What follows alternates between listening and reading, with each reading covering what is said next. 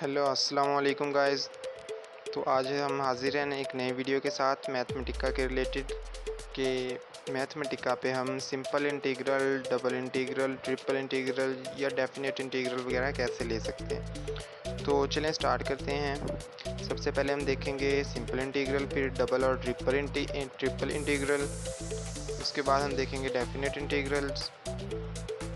तो इसके बाद आई थिंक एक मिसिंग है, डबल और ट्रिपल डेफिनेट इंटीग्रल्स, ये भी आज हम देखेंगे। डबल और ट्रिपल डेफिनेट इंटीग्रल्स। तो चलें स्टार्ट करते हैं। और सबसे पहले आप इस वीडियो को लाइक और सब्सक्राइब चैनल को कर दीजिएगा। तो चलें, सबसे पहले हम बात करते हैं सिंपल इंटीग्रल्स की कि मैथमेटिका पे हम सिंपल इंटीग्रल्स कैसे ले सकते हैं। तो सबसे पहले तो मैं ये स्टार्ट से ओपन करता हूँ, फिर आपको बताता हूँ। फ्लैटर्स में जाना है, वहाँ से एक बेसिक मैथ असिस्टेंट में जाना है, उसको क्लिक करना है तो ऐसे एक डायगोनल सा ओपन हो जाएगा। तो इधर आपने क्या करना है, इधर कैलकुलेटर ये इतना यूज़ नहीं होता, लेकिन फिर भी इसको ओपन रखते हैं, यूज़ हो जाए शायद। इसके बाद नीचे है बेसिक कंपोनेंट्स में, इधर y = x और इधर साथ में इंटीग्रल का साइन भी बन,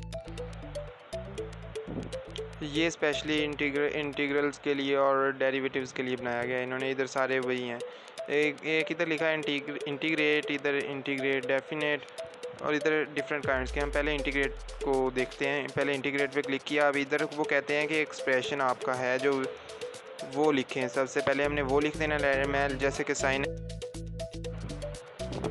और ये मैंने एक्सप्रेशन लिख दिया और साथ वेरिएबल लिख दिया एक्स, क्योंकि एक्स के हिसाब से हमने इंटीग्रेट करना है तो एक्स वेरिएबल लिख दिया। इधर आंसर आ गया हमारे पास cos x। अब इधर नीचे x का डेरिवेटिव लिखा है, x का इंटीग्रल। आप इधर इससे फर्दर डेरिवेटिव और इंटीग्रल भी ले सकते हैं। अब इधर मैंने एक दफ़ा क्लिक किया, हाँ अब देखें इंटीग्रेट पे गया, हमने इंटीग्रेट पे क्लिक किया। ये एक दफ़ा दोबारा करते हैं, cos of x। अब कोई एंगल लिखना है ना आपने, तो उसका पहला वर्ड कैपिटल लिखना है। अब cos x लिखा है, cos y लिखा है, और इधर वेरिएबल हमारे पास y है, तो इसको आंसर क्या आएगा हमारे पास, साइन ऑफ y। तो इस तरह हम किसी भी ट्रिग्नोमेट्री का डेरिवेटिव लिया है। अब ये थर्ड करके देखते हैं। इधर आप इधर से भी एंगल लिख सकते हैं, अगर आपको वैसे आंसर सही नहीं आ रहा तो आप इधर से भी लिख सकते हैं। ये साथ वाई एक्स के रूट लिखा है, तो इधर से आप angle sine of x, cause of x, जो भी है आप लिख सकते हैं। इधर मैं sine x plus cos x, और इसका एक्स के हिसाब से इसको इंटीग्रेट करने जा रहा हूँ। तो ये मेरे पास शिफ्ट एंटर दबाने से ये आंसर आ गया है।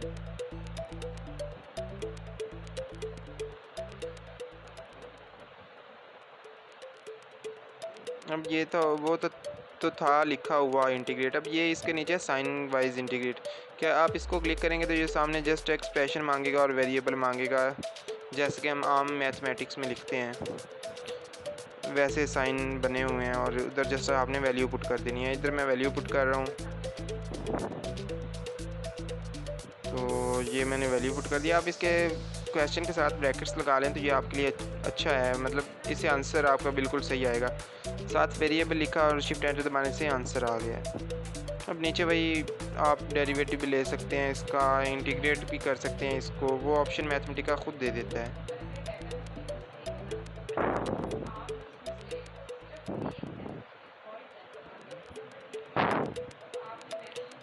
तो ये एक और इसकी एग्जांपल करते हैं हम।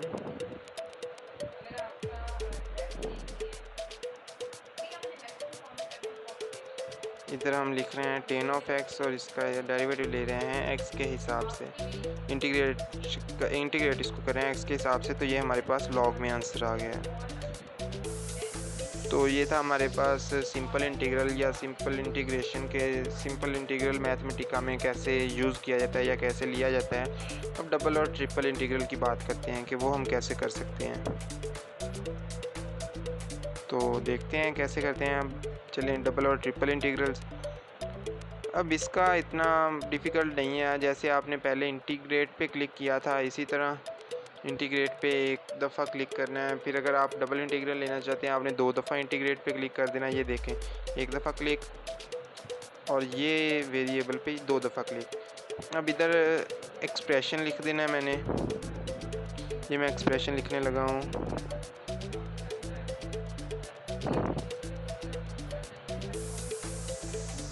एंगल के साथ जो वेरिएबल लिखना है ना वो बड़ी बड़ी ब्रैकेट्स में लिखना है, नहीं तो आपका आंसर सही नहीं आता। तो इधर मैंने लिख दिया है एक्सप्रेशन और साथ में डबल एक्स, 2 बार उसको इंटीग्रेट करना है, तो आंसर हमारे पास माइनस साइन आ जाएगा जब इसको साइन को 2 दफ़ा इंटीग्रेट किया जाएगा।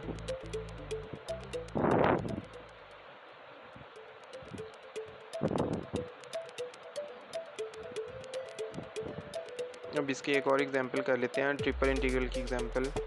अब 3 दफ़ा इस पर क्लिक किया तो हमारे पास ये 3 दफ़ा आ जाएगा।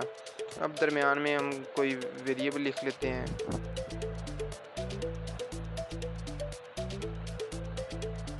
कोई भी एक्सप्रेशन लिख लेते हैं जिसको हमें, कोई भी फंक्शन लिख लेते हैं जिसको हमने इंटीग्रेट करना है। तो उसके बाद ये आगे इसमें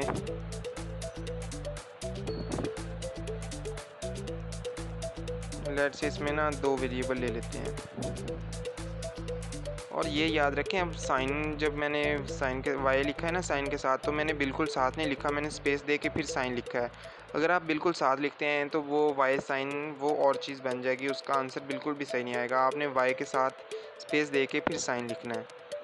तो आगे इसके वेरिएबल लिखे और इंटीग्रेट किया तो हमारे पास ये आंसर आ गया है जो कि आपको नज़र आ रहा है इधर। अब हम दूसरे तरीके से डबल इंटीग्रल लेते हैं, डबल और ट्रिपल। ये इसको एक दफ़ा क्लिक करके 2 दफ़ा क्लिक किया तो हमारे पास ऐसे बन जाता है। तो इधर हम फंक्शन लिखने लगे हैं कोई भी जिसको हमें इंटीग्रेट करना है।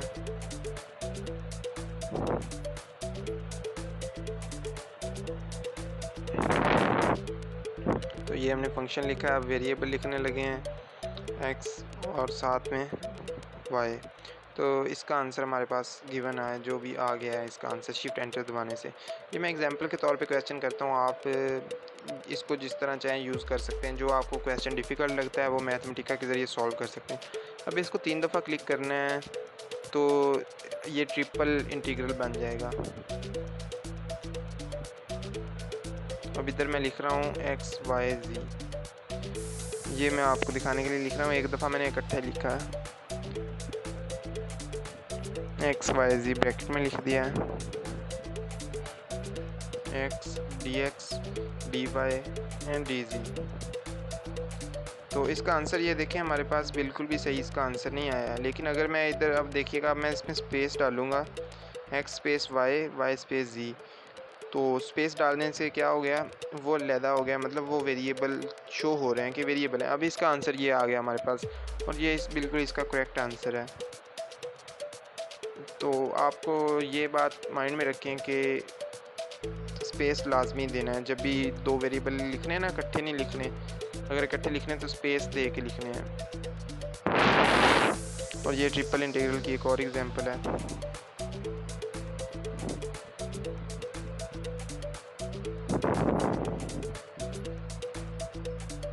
ये मैं फंक्शन लिख दिया है, फंक्शन लिख रहा हूँ प्लस जी और बाद में वेरिएबल। और वेरिएबल आप जिस हिसाब से लिखना चाह रहे हैं ना, एक्स पहले आप चाहते हैं एक्स को के हिसाब से इंटीग्रेट हो, फिर वाई के, और फिर जी के, इस तरतीब में लिखना है एक्स वाई और जी। अब अगर आप जी को पहले करना चाह रहे हैं, जी वाई एक्स ऐसे करके आप लिख सकते हैं। शिफ्ट एंटर दबाने से इसका आंसर आ गया है।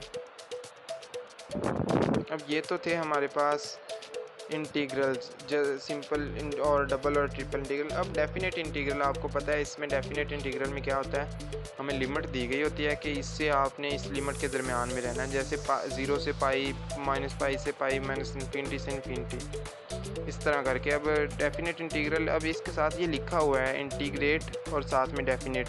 इधर आपने क्लिक किया तो ये सबसे पहले इधर फंक्शन लिखना है, बाद में अगले बॉक्स में वेरिएबल लिखना है, और फिर लोअर लिमिट लिखनी है, और फिर अपर लिमिट लिखनी है। ये बॉक्स एक खाका नुमा आपको बना बनाया मिल जाता है। जब आप क्लिक करते हैं तो आपने खाके में बस वैल्यूज़ पुट करनी होती हैं।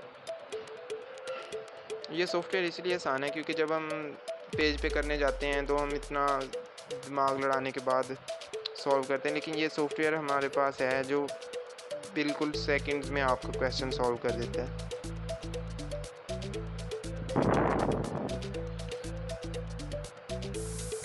तो इधर हम लिमिट लिखने जा रहे हैं। पाई नज़र नहीं आ रहा इधर।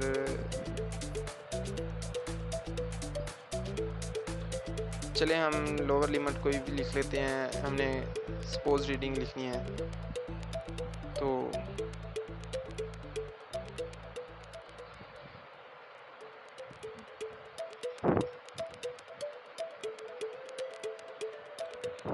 तो आप अपनी मर्ज़ी से जो भी लिमिट चाहें, आपको जो गिवन हो दी गई हो लिख सकते हैं। अब मैं इधर लिख रहा हूँ कोई भी अपनी तरफ से सपोज रीडिंग लिख रहा हूँ। PI, कैपिटल PI लिखेंगे तो हमारे पास पाई बनेगा। अगर स्मॉल PI लिखेंगे तो वो पाई नहीं होगा, वो और ही वो वर्ड्स को कंसीडर किए जाएंगे, लेकिन ये PI पाई होता है। तो माइनस पाई से पाई तक तो आंसर हमारे पास ज़ीरो आता है। इसका इंटीग्रल का आंसर हमारे पास ज़ीरो आता है। मैं लिमिट चेंज करता हूँ, शायद आंसर चाहिए। तो लिमिट चेंज की है 0 से पाई, लेकिन फिर भी आंसर इसका ज़ीरो ही आता है। चाहे आप देख लें, आंसर इसका ज़ीरो ही आएगा।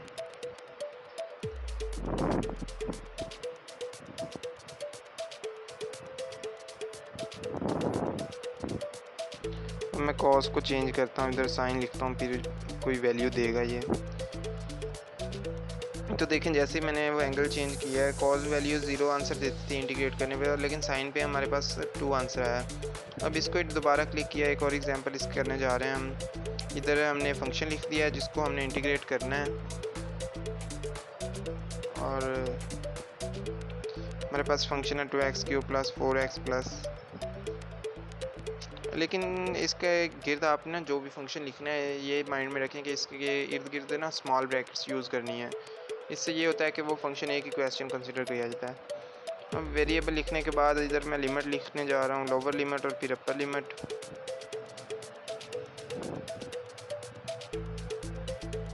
तो ये आ गया लोअर लिमिट, ये इसका आंसर आ गया। अब इधर जाएं तो शो इन डिजिट्स में कर दें, तो ये हमारे पास न्यूमेरिक फॉर्म में आंसर ले आएगा। अब मैं दोबारा अब साइन के ज़रिए करने जा रहे हैं। अब हमने साइन के लिहाज से लिखते हैं कि जैसे हम मैथमेटिक्स में लिखते हैं, पेज पे लिखते हैं, हैंड रिटन लिखते हैं, वैसे। अब इस साइन पे क्लिक किया, फिर लोअर लिमिट उन्होंने पूछी, वो लिख दी। अब अपर लिमिट लिख दी, अपर लिमिट में पाई लिख रहा हूँ। इधर हमें पता है कॉज का आंसर तो 0 आता है जब 0 से पाई तक लिमिट होती है, तो क्योंकि 1 - 1 वो 0 ही हो जाता है। तो इधर कोई फंक्शन लिख दिया है, अब साथ उसका वेरिएबल लिख दिया d(x). तो इसकी इंटीग्रेट जब किया है, शिफ्ट एंटर दबाया है, तो डेफिनेट इंटीग्रल ने इसका ये आंसर निकाल दिया हमें।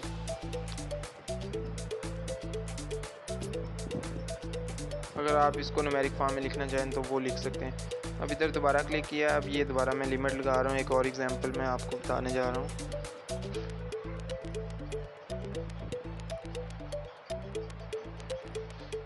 ये लोअर और अपर लिमिट पुट कर दी, ऊपर लिमिट में पाई लिख दिया। तो इसके बाद अब फंक्शन लिखने जा रहा हूँ जिसको हमने इंटीग्रेट करना है, जिसका हमने डेफिनेट इंटीग्रल लेना है। अब ये फंक्शन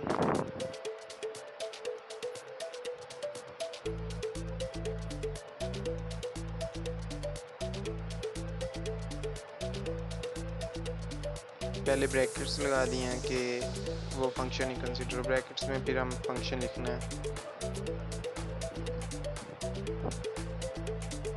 कॉज ऑफ एक्स, अब मैंने लिमिट लिया है 0 से π/2। π/2 पे हमें कुछ आंसर मिलेगा, देखें 1 मिल गया है। π/2 पे कॉस 0 होता है, तो कॉस 1 - 0 0 ही आ जाता है हमारे पास। तो अब हम बात करने जा रहे हैं डबल और ट्रिपल डेफिनेट इंटीग्रल की। डबल और ट्रिपल डेफिनेट इंटीग्रल कैसे लेना है, ये थोड़ा ट्रिकी सा है। ट्रिकी नहीं है बल्कि इजी है, लेकिन आपको थोड़ा सा देखना पड़ेगा एक दफ़ा वीडियो को, फिर आप इजीली कर सकते हैं। तो ये हम देखने जा रहे हैं डबल और ट्रिपल डेफिनेट इंटीग्रल। तो इधर इंटीग्रेट डेफिनेट लिखा हुआ है। अब एक बार क्लिक किया, अब इधर जहाँ पे हमने वो लिखना था ना फंक्शन, उसी जगह पे क्लिक करके आपने दोबारा वही इंटीग्रेट डेफिनेट वाला दबा देना है। तो फिर दोबारा वो उसी जगह पे हमारे पास डबल इंटीग्रल बन जाएगा। इंटीग्रेट ब्रैकेट ये हमारे पास पहले अंदर वाला हिस्सा इंटीग्रेट होगा, फिर बाहर वाले हिस्सा इंटीग्रेट होगा। ये हमने फंक्शन एक ही लिख दिया है जिसको हमें जिसको 2 दफ़ा हमने इंटीग्रेट करना था, वो लिख दिया।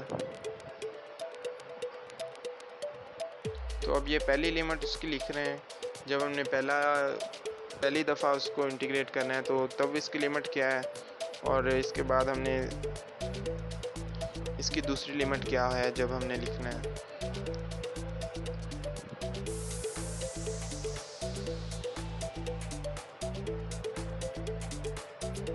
तो ये हमारे पास इसका आंसर इसने सिंपल दे दिया। अब न्यूमेरिकल वैल्यू आप ले सकते हैं इधर से, न्यूमेरिकल वैल्यू, ये न्यूमेरिक फॉर्म में इसका आंसर आ गया। तो इसकी एक और एग्जांपल देखते हैं। ये डबल इंटीग्रल था, अब ट्रिपल इंटीग्रल। इसको 3 दफ़ा क्लिक किया है वेरिएबल वाली जगह पे, उसी इंटीग्रेट डेफिनेट वाली जगह पे क्लिक किया। तो अब ये पहले स्मॉल ब्रैकेट्स लगाई हैं, फिर इसके अंदर मैं फंक्शन लिख रहा हूँ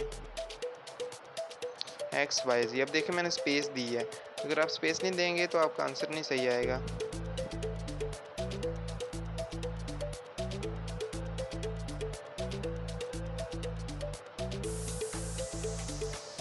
अब ये मैंने पहले इसको y के x के हिसाब से करना है, उसको लिमिट दी, फिर y के हिसाब से करना है, उसको लिमिट दी 2 और 3, और z के हिसाब से करना है, फिर इसको लिमिट दे रहा हूँ कि लोअर लिमिट क्या है और इसकी अपर लिमिट क्या है। तो इसका आंसर हमारे पास आ गया है 45/2। अब इतनी बड़ी वैल्यू थी, इसका उसने सेकंड्स में आंसर निकाल दिया। अब इसको न्यूमेरिक फॉर्म में लिख दिया। अब ये यहाँ से आपने देखना है, ये सबसे पहले जो सिलेक्ट होता है ना, ये लोअर वैल्यू पे सिलेक्ट होता है, लेकिन आपने जब ट्रिपल करना है ना तो आपने एक्सप्रेशन पे जाके क्लिक करना है, फिर उधर जाके क्लिक करना है तो आपका डबल इंटीग्रल, और फिर एक्सप्रेशन पे जाके क्लिक करके फिर आप जब आप एक्सप्रेशन पे क्लिक नहीं ना करते तो वो आपका जो इंटीग्रल है वो लोअर लिमिट वाली जगह पे चला जाता है कि आपने उधर वो लिखना है। ये हम डबल इंटीग्रल करने जा रहे हैं ना, तो इधर हम लिमिट लगा रहे हैं कि 0 से जहाँ तक भी लिमिट है हमारे पास लोअर लिमिट हमने 0 रखी है। अपर लिमिट हम क्या पुट करने जा रहे हैं, अपर लिमिट हम कोई भी पुट कर देते हैं, और उसके बाद डबल इंटीग्रल दोनों को लिमिट्स दे दी हैं कि इसके अंडर में आपने रहना है, ना इससे बाहर जाना ना अपर। तो इधर हमने फंक्शन पुट किया 5xy। अब x और y में देखिए मैंने स्पेस दी है, ये स्पेस लाजमी है, इसके बगैर आपका आंसर सही नहीं आएगा। बाद में मैंने वेरिएबल्स लिख दी हैं कि पहले x के हिसाब से पहली लिमिट x, जो पहली लिमिट ने करना है ना, पहले इंटीग्रेट करना है, वो x की है, जो बाद में करना है वो y की। आपको इस चीज़ का ख्याल रखना पड़ेगा इधर। तो ये मैंने थीटा दी थी लिमिट, तो आंसर मेरे पास ऐसे आ गया है।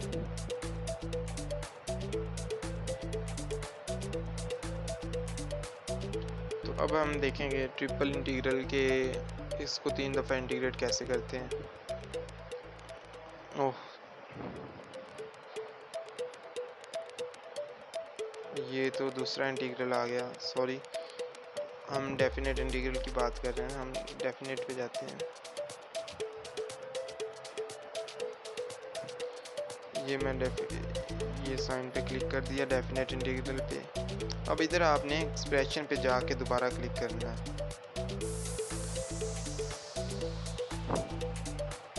जब एक्सप्रेशन पे क्लिक करके उस इंटीग्रेट साइन पे क्लिक करेंगे ना, तब ये आपका होगा, नहीं तो वो जो भी इंटीग्रल सेकंड इंटीग्रल आप लेने लगे हैं वो नीचे लोअर लिमिट में चला जाएगा। अब ये भी हम डबल इंटीग्रल कर रहे हैं, डबल डेफिनेट इंटीग्रल कर रहे हैं।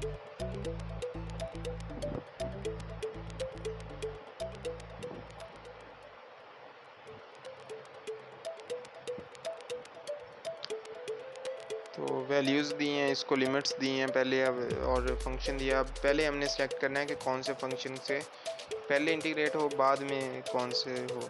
अब पहले मैंने x लिखा, बाद में y। अब पहले ये x वाली लिमिट कंसीडर होगी और बाद वाली y के साथ। तो आंसर हमारे पास आ गया। अब ट्रिपल इंटीग्रेट करके देखते हैं।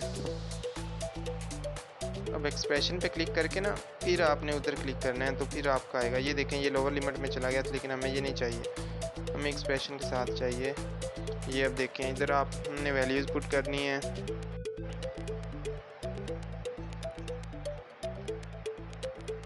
इधर मैं फंक्शन लिख रहा हूँ एक्स वाई जी।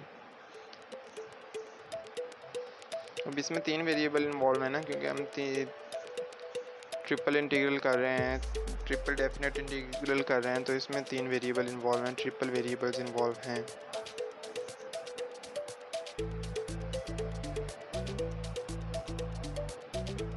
तो ये हमने इसको फंक्शन को वैल्यूज दी। हमने कहा पहले एक्स के हिसाब से हो, वाई के हिसाब से, जी के हिसाब से पहले हो, वाई के हिसाब से बाद में, और फिर एक्स के हिसाब से। तो आंसर आ गया हमारे पास, ये इसकी न्यूमेरिक फॉर्म आ गई।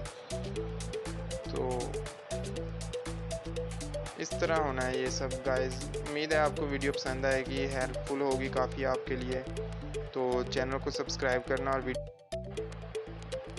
और वीडियो को लाइक करना ना भूलिएगा। For more update subscribe my channel Mohammad.